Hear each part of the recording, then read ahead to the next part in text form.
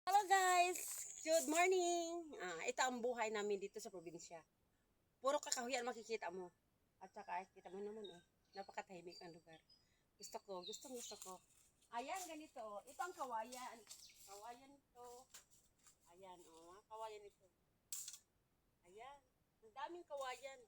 At yung kawayan na yan, inagagamit yan sa pagsahig ng bahay or pangbakod ng bahay. Maraming purpose ng kawayan.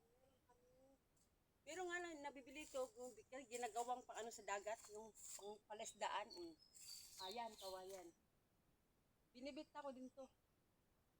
Pag may bibili, kasi pero hindi, bihira lang ang bibili dito sa amin, gawa ng halos karamihan ng mga tao dito sa amin. May mga talim na kawayan. Actually, talim to ng lolo ko pa. Talim pa to ng lolo ko. Pamana pa sa amin to ng lolo ko.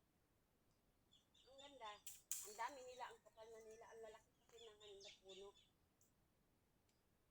Sabi ko, idol, guys, napakaganda dito.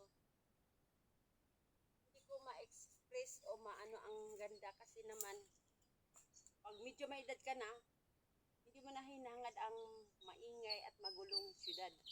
Gusto ko na yung tahimik gaya nito. Napakatahimik na lugar. Napakatahimik sobra. Sobrang tahimik. Nasaya lang ito tong last week nang nandito ang aking mga kapatid. Na-feel ko ang sobrang saya namin dito sa lugar na ito. Kaya dito muna ako dahil ninanamnam ko yung pagkakataon, yung mga time na nandito pa yung mga kapatid ko. Ang saya-saya namin.